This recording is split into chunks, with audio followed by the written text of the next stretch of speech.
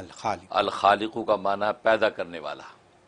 ظاہر ہے کہ اللہ تبارک و تعالی ہر چیز کو پیدا کرتے ہیں، اور خالق اس ذات کو کہتے ہیں کہ جو چیزوں کو پیدا کرتا ہے اور بغیر نمونے اور مثال کے پیدا کرتا ہے۔ مثلا پہلے سے کوئی نمونہ مثال اس کے سامنے نہیں ہوتی اور وہ پیدا کرتا ہے۔ گویا کہ کائنات کے اندر جتنی بھی چیزیں ہیں وہ اللہ تبارک و تعالی نے بغیر نمونے اور مثال کے پیدا کیے ہیں۔ اب دنیا کے اندر اگر انسان کوئی چیز بناتا ہے تو اس کے سامنے پہلے سے کوئی سیمپل ہوتا ہے، یا یہ کہ را میٹیریل اس کو وہی یوز کرنا پڑتا ہے جو اللہ تبارک و تعالی نے اتارا ہے۔ لیکن اللہ تبارک و تعالی کی خالقیت کی شان یہ ہے کہ وہ جمادات ہوں، نباتات ہوں، معدنیات ہوں، حیوانات ہوں، انسان، ملائکہ اور جنات ہوں، کوئی مخلوق ہے، یہاں تک کہ صحراؤں کے ذرات ہوں، ہر چیز کی تخلیق اللہ تبارک و تعالی خود کرتا ہے، اور پہلے سے کوئی سیمپل اور نمونہ بھی نہیں سامنے ہوتا۔ یہ شان اللہ تبارک و تعالی کی ہے۔ لہذا متکبر اس ذات کو کہتے ہیں کہ جس کے اندر اس درجے کی بڑائی اور عظمت پائی جاتی ہے کہ ایسی بڑائی اور عظمت اس کے غیر میں نہیں ہے۔ یہی وجہ ہے کہ اللہ تبارک و تعالی ہی متکبر ہے، اللہ کے علاوہ کوئی اور متکبر نہیں ہو سکتا۔ یہی وجہ ہے کہ کسی کو تکبر کرنے کی اجازت نہیں، کیونکہ اللہ تبارک و تعالی خود ارشاد فرماتے ہیں حدیث قدسی ہے کہ الکبر ردائی، کہ یہ تکبر میری چادر ہے، کہ جس نے میری چادر چھیننے کی کوشش کی تو میں اس کو سخت عذاب دوں گا۔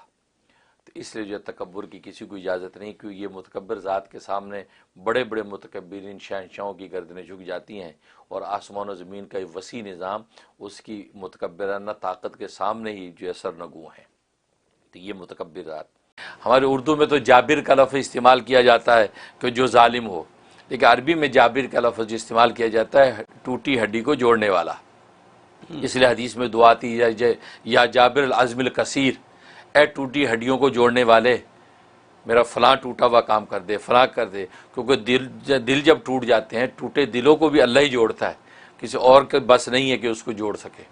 تو اس لیے حدیث میں اس کو جابر العظم الکثیر کا، ٹوٹی ہڈی کو جوڑنے والا۔ اور پھر یہ کہ اس ذات کو قہر و غلبہ ایسا اس کائنات میں حاصل ہوتا ہے کہ اس کی سلطنت کے اندر کوئی اس کی منشا اور مرضی کے خلاف نہیں کر سکتا۔ یہ جب ارادہ کرتا ہے کہ مجھے یہ کرنا ہے تو پھر وہی ہو کے رہتا ہے۔ تو معلوم یہ ہوا کہ اللہ تبارک و تعالی ایسی جو ہے وہ قہر و غلبے والی ذات ہے کہ اس کے منشا کے بغیر کائنات میں ایک پتہ بھی ہلتا نہیں ہے، اسی کی منشا اور مرضی پہ سارا نظام چلتا ہے۔ تو یہ جبار ذات ہے۔ اور باقی آپ نے دوسرا سوال کیا کہ سرکار دو عالم صلی اللہ علیہ وسلم کی توجہ حاصل کرنے کے لیے کتنا درود پڑھنا چاہیے۔ اصل میں ایک اللہ والے بہت بڑے محدث تھے، ان کو حضوری کا مقام حاصل تھا، حضوری کا، یعنی روزانہ رسول اللہ صلی اللہ علیہ وسلم کی زیارت ہوتی ہے، اور ابھی بھی وہ زندہ ہے، مدینہ طیبہ میں ابھی بھی موجود ہیں۔ ان سے ہمارے اساتذہ نے پوچھا کہ آپ کو حضوری کا مقام حاصل ہے، آخر آپ کون سا درود پڑھتے ہیں؟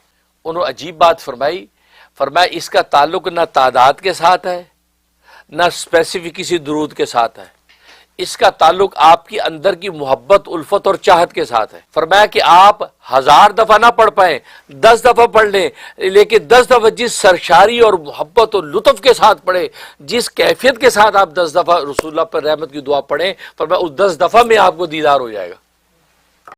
اور عزیز اس ذات کو کہتے ہیں کہ جو دشمنوں سے انتقام لینے میں بڑا سخت ہے، زبردست غالب ہے، اور جب وہ انتقام لینے کا ارادہ کرے تو اس کو پھر ہٹا نہیں سکتا، کوئی روک نہیں سکتا، اس کو کہتے عزیز۔